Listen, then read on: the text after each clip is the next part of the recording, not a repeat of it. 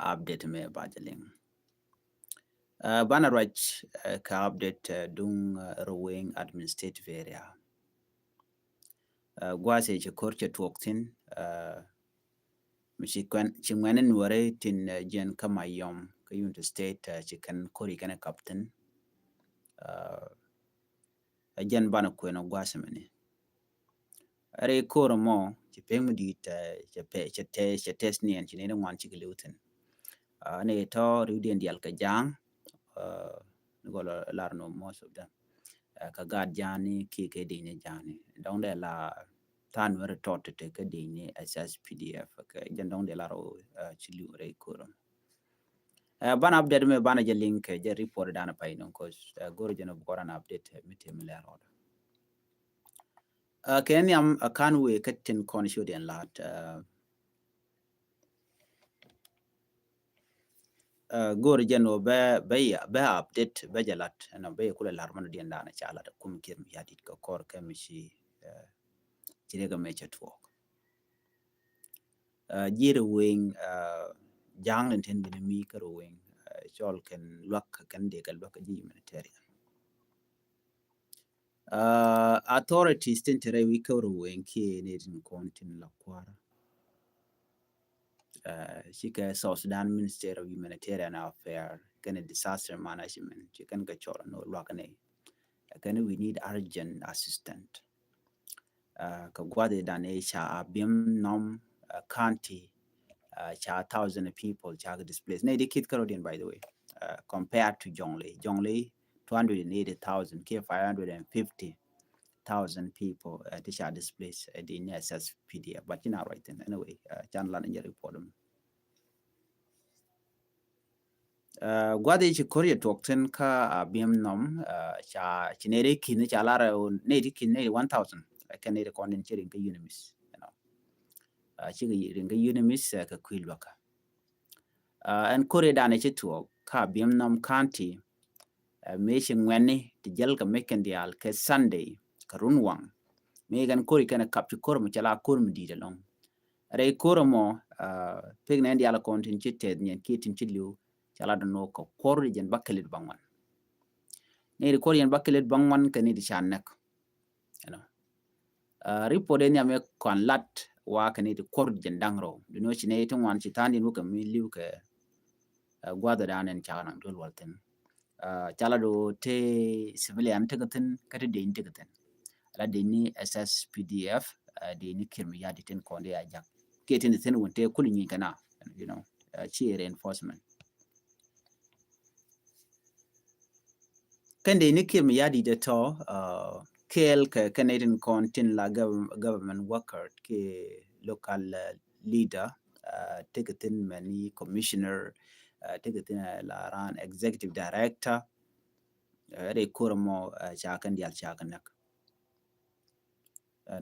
Canada team me chakanak ti kor within bakal bangwan kenyam ni ti kor jendang ro ke ripodan chikan lat kenyam gwada chaka tautin ka cha ke chaka kuntin wa cha ten pul mudi de ken chaka la rede ko ken chikan kalwang ko i token ke then cha pul cha jete de ken cha pul mo cha ne to chaka lat namo tour michigan lat ke social media kene video ka cha report bone Al Jazeera ka cha report ba radio tamazu jamen ai radio ki channel yal ko ken konte la nyinken tin la ken roden malal ba kaka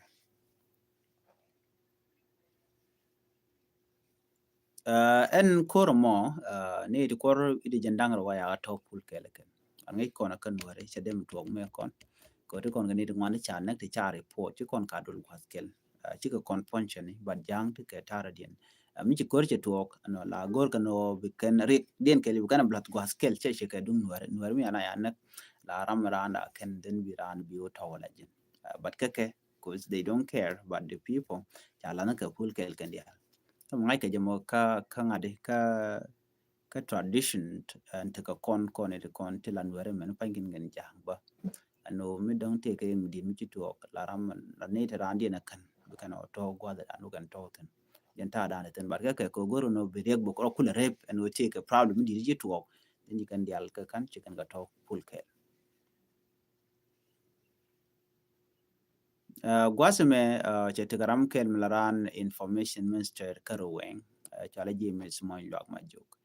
Timbe yere mind ke gwasime la take roweng media misirwa ka gwasedan. Chicken win were good can obaga nyokomana ke michet ke 2013. Loin ne dial jat ke jari yeda money chicken chere wala kan korme kan network. In were good can michet ke 2013 nyok. Kan makana network. So ne rishi karato ko te karu ngat min certificate la nakan wara no won tel mala lat ken wari no en targam nan dong to ko me ga jabandi e changach no ka ngai ken bakan dial gode dan nakan wari dang diok te cha kam ken wara kon te yunti state ke te kama yom eno jang e ken te kon la ko no kwal ka chu kan ko pare du kan kan nyam na tele justice ka ku mi jin mi ran che ka cha gurno bineng je ko che ka betere te jen bi moy karun ka mi yane pek te ga bayen kamena kum je bana kum bare wana wa kamne ti e janga kade ga bana pare ka bi alaro no tel mi ring mi chalat no ma ring mi dis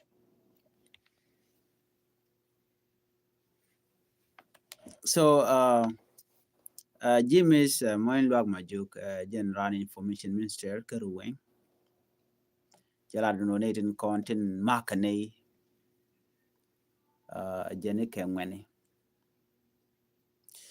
mi ngwane ci ga bana ngwane no rete jena mayom ci kan wuci kan yan ma ci ne nyinga ka ci ne content la civilian share ni barko ko to ko rumwa children bar chine to children bar ka United Nation based meten gwad me take other location within Rowing administrative area ka jana biem no gwad mi shiga roden lockten sha biem no gwad mi ne kon lon ko kor shi te kor re kor mo ko ngai kon tana kana guji no do che ide je but do che care chine to charen bar gwad she can will say you know right now ne ti gorkan humanitarian assistant gorkan lock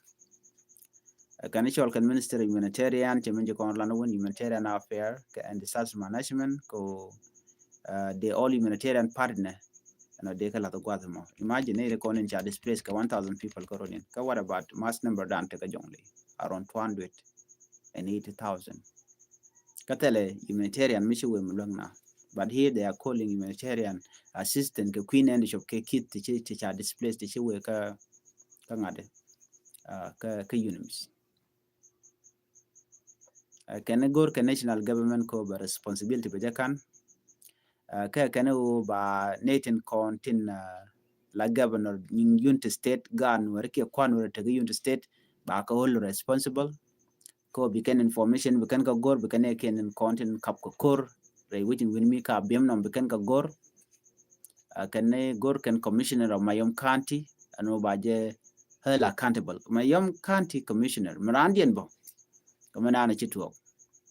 can go ne clear answered me nyo de gwanu ne ko naka kekem na me kana me ka they know very well no do dan to ko te ken no ngum me naka civilian ngum ka ko ne kor keja so no moment ten so gane de content win mi che ke ma yom tele information mi kana na lat ko ngai kana na me riek me be ben ka ke ko right now chariek chaje nyoko mu kwa je push ka kene den kon kule la ne ken kon wala kana right ne ga telephone they know themselves ngai karo eken ji kum kim yadi ko le jogan tama yana ane biya na biya khalat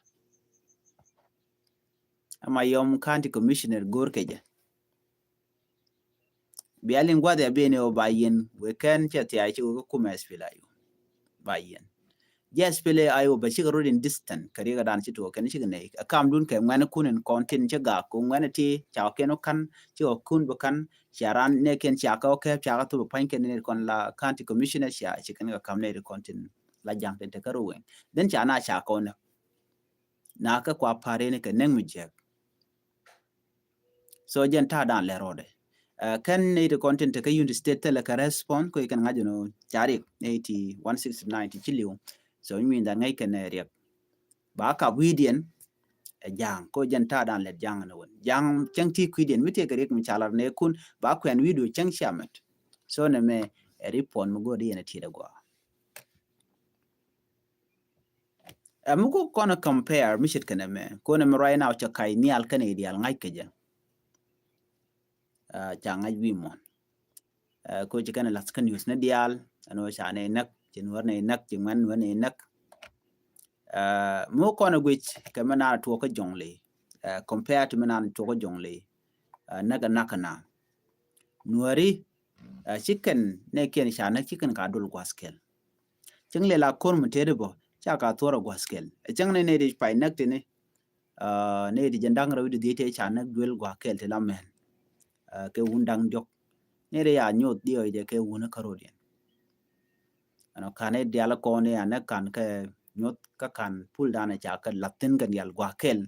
la mask graben cha tet no kana nyoda nuare shi kan ngwane exaggerate chan ke la korm di tede la ngai kan no mi che gwar sheben cha chaben ne re tore te garu wen administrator ka jo dana cha lat wa kan ni kan on no de ga te kor dega te kor pandien boka ne kondi la dini charin ti kane de kontin la juj bo tandin ko gui kano ba na ba ko ju so kan kana gor no bi ko ren bar ko tiken dial kamech ko lip kana rodien kanga yena kor mi jaben kan yam la ti ka condition melat ken ne ti ka jitaran ka bana yit ka ke ban mena gena ka biya guje no tar mi jang bil ben retaliation bi to ma yene de konen kwingwa ko kor ne te kona na ka jongle tandien le en ka jugo no chwajen yene te konte la de ssp de la jugo no no chwajen terambi nyot kora dun kume spla ayo chika kon ka yene te kon la civilian ban mi chine te kon la civilian nongu jo linkan rai dana chala de jang to te kel nwer ko te kel ka jang la kane ko la ko banana ka bi ko le bin surprise en do gwal pelika chike tay dana nakana gwado ma longa jene ka makar kon ke microphone ano yene biare which by moy ka lok by moy ka kwan tel bi chop ko yetere bi chop ko ye so machine en la tene te no ka je bi ko we jen do dana kwana la wona ka je dio je ci kon dial te ngaj bo tay dana shi to je ken te ga deni ken kan ka ba alwa de ni tene ci ka jen ka wer tat kana jang la gwelek fo ka bishop chiga jen ka janke li kana te kana kene chana kan wore ne na ka korma kal wo kan cholaka chiga chuba ka tichu dei ka okay chiga dei ka ko china chiga jen ka shob dien kalan kan ke ka yoden winemi jel kan ka turbilian ke chiga ro kwal ka war jel kan ma kana di ti diga na ikan ko chale ne tele de mo ke yelwak te rambi ye nyot te rambi ba ne ka ye kina chu ben forward ko gwe ke jeno tele re ko milar ke no ke de ne SSPDF ka chol kana no lo nyere wich no china lunjok and then kan den konen ba na benak ne to wa cha tanen chaga ti ku me kirm yadit karwade ko ikan ngaji no duor cha kach chele we ne ka international community anyok ba che witness no wan chigeten ka cha kanen kan ten kon lat karodi ano ke dini nang na an la kora tuoga ka ruwen ke ka abiem nom ne re kona nyin kana nyin hali ka dinya so cha halorin jo maten chi korm wa jingna na re which alo they are reluctant ke te ka nyura lora bang no a korigen malat ko no na me kora la korte ka kodan de tuo you know they don't they cross fire there then you know kana dolpin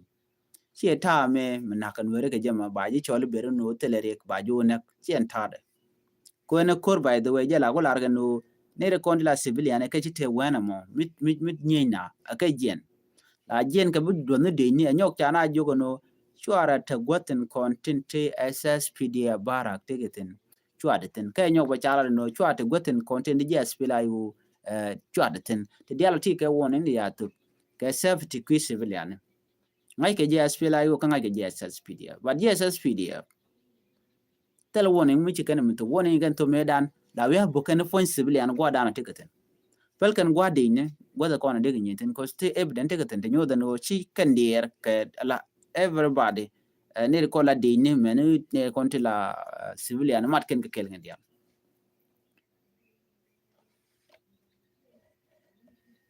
ka dual yen kan ne kon ti la GSS PDF ko dong de kan bo gwa da content TGSS TGSPL ayotin la jen kan ka ren yal bu kan civilian bu kan ka obuk jen en kon mo bu kan ka mani health facility la dual one titene patianatin bokan ka ma dawin matan ngok tin kantin bal kan gwastin content ji aspila ayo tekatan dwal kan ka ko ne re to tekan ka mai lakana ngaje gwano mo kon ga bugo yote ka kare ne albu ko kon bugba so jen do badanen ngano kan je ka ko kir dwal kan ko bi ka material bi kan ka loss ke bi kan ka lose ajem ne chikan ya bo gwam te din ni tekatan ko dien chiamli ngon tama eno wure nyalen go bok ka we bong ne ten konti la din no ko de ni ci kon ga de par gan de ni ko de charo tu bono bo wich ba jela de ka ba liu ka ku wich but civilian aram shing ni jalora ba chirme dan me ci GS wala ayo ci kan woni ngane to kana jogo no yene content ti ke de ni SSP dia wo jaro dun ci kan lara joj you know tiken jung na re wich amene me ci point ne kir mi yaden mi ko te ga wuri chal ga luro e kon me ci braje no jogna no woje rodun ka lankan woje ro ko ngunu adun ni de ni SPL ayo ko de SPL ayo tiken ke bes ni ken ko na tekten wuga na nag lora bang ne kan ga mena gad tiene e ko wi ken o binwar wa ya mi ko participate gwa ko ma community ene nak ko la kan la karina gam namoni mi jiak mi chala da kuma kir mi yadit de kon dial tikangech kamandan and road report me bana nywake ger lia chitwo koni ka jandoro mo ana ka mishal ka mo abiem nam of course kum diteme kona ngach gwasa me ji unimis ala ji United Nation mission ka South Sudan ji unimis ke jelat ken cha ka nyurka